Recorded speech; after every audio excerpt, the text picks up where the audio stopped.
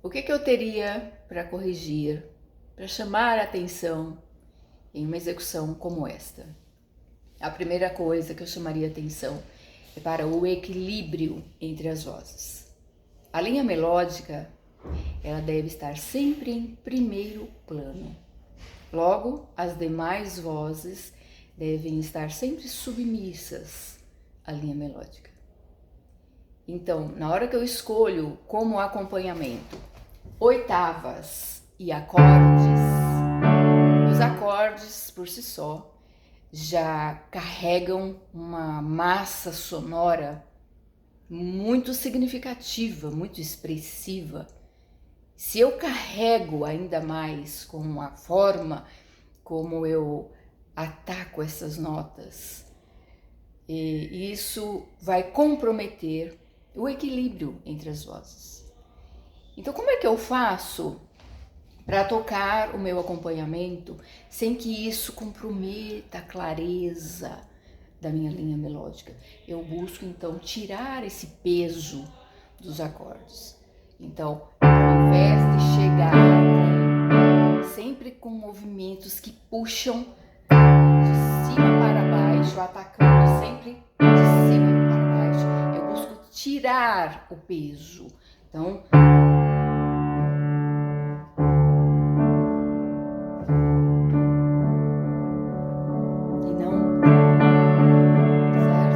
já traz um grande diferencial na clareza da melodia.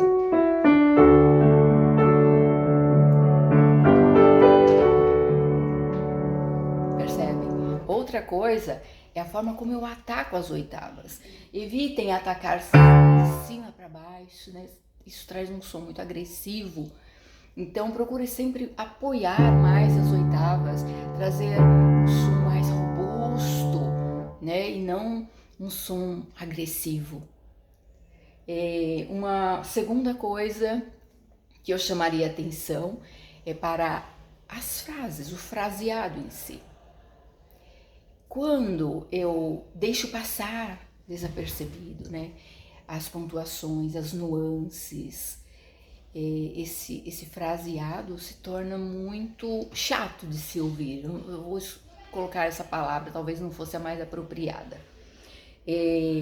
Vejam só, na nossa língua portuguesa, né, existem pontuações, né, vírgula, ponto e vírgula, ponto final, exclamação, interrogação. Quando eu falo, quando eu declamo um texto, quando eu leio, né, uma redação ou qualquer outra coisa, eu procuro me expressar com nuances das mais variadas possíveis e eu faço isso de forma muito natural. Veja como é que eu estou me comunicando com vocês, como é que eu estou colocando as minhas frases. Tem frases que eu deixo suspensas e vou explicar lá, mais no final. A condução da minha voz ajuda nisso. Isso também no nosso contexto musical deve ser comunicado. Porque imagine eu estar falando aqui com vocês sem nuance alguma, sem respeitar pontuações e expressividade, isso se torna uma fala muito chata de se ouvir, quase ninguém vai conseguir chegar até o final, de tão irritante que fica insuportável, né, gente? Então, a gente precisa pensar nessas coisas também na hora de tocar. Então, vejam só, as notas iniciais, elas já estão conduzindo para um ponto de apoio, que é a nota Lá. E eu preciso comunicar, né, que há aí uma saída, mas já tem um ponto de chegada. E esse ponto de chegada, há, às vezes, muita confusão, porque ele é um ponto de chegada que cai no primeiro tempo, ou seja, tempo forte. Do tempo forte, por si só, ele já carrega a expressividade de um tempo forte. Então, nós não precisamos enfatizar, nós não precisamos carregar ainda mais esse ponto forte, a não ser que exista, sim, uma intenção, né? E lá no texto musical haja uma acentuação. Então, claro que o intérprete tem que seguir, mas não é o caso dos hinos. Eles não têm essa indicação nos hinários, né? de acentuações. Então, na hora que eu peso os primeiros tempos por pensar, é tempo forte, isso também descaracteriza um pensamento ou uma consciência fraseológica maior. Porque veja, carreguei primeiro, o primeiro tempo, né? O segundo compasso, eu vou e sobrecarrego também o primeiro tempo. Isso vai tornando a minha frase capenga, chata, né? Mas quando eu tenho essa consciência de frase maior e sei conduzir essa frase para um ponto final com as suas nuances, na forma como eu falo, na forma como eu toco, na forma como eu me comunico, isso muda tudo. Em vez de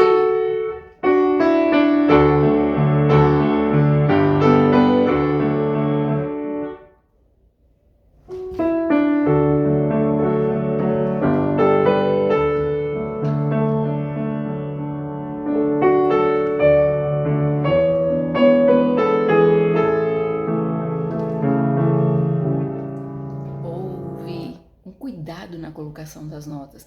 Mas essa é uma letra que carrega uma expressividade muito forte. Sim, nós precisamos procurar transmitir essa energia dessa letra. Glória, aleluia, santo é o Senhor. Né? Então eu não posso simplesmente glória, aleluia, não posso, né? É glória, aleluia, com muita energia, com muita vontade, com muita força. Mas existe uma condução.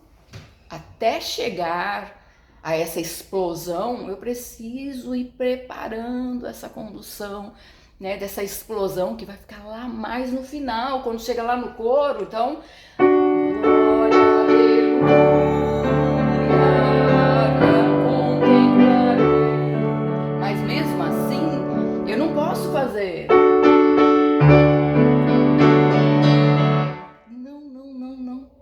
Hierarquia das vozes permanece, mesmo nessa explosão de energia, certo? Que nem vai ser no início totalmente, ela vai ser distribuída até o final, né?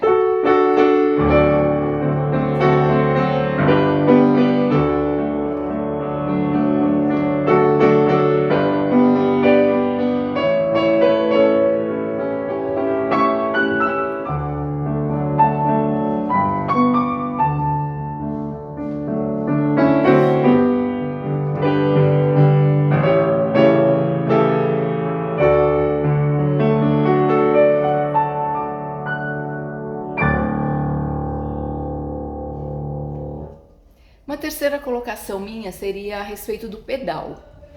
Há muita confusão sonora pela má utilização do pedal. Então, muitas vezes nós escutamos o quê? Acionei o pedal no início, esqueço de trocar e aí fica, embolou tudo já. Muitas vezes nós vemos que a pessoa tá tocando lindamente aqui na mão direita, mão esquerda, esquece o pedal e ele tá lá gritando por socorro, por favor, troca o pedal. E esquecem-se, né? Troca, limpa, troca de novo.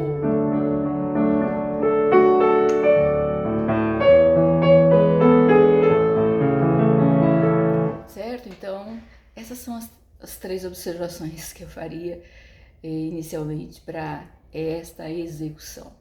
Eu espero ter contribuído para aguçar o pensamento crítico na hora de tocar, no cuidado com a colocação das notas, chamar atenção também para a importância da participação do ouvido na nossa execução. Ele é o nosso, digamos assim, o nosso mestre para dizer: aqui você está com um som não muito legal, essa frase que você destacou tal palavra ou tal nota e não cabe, enfim, ele vai nos orientando, ele vai nos dando o caminho para o nosso aperfeiçoamento.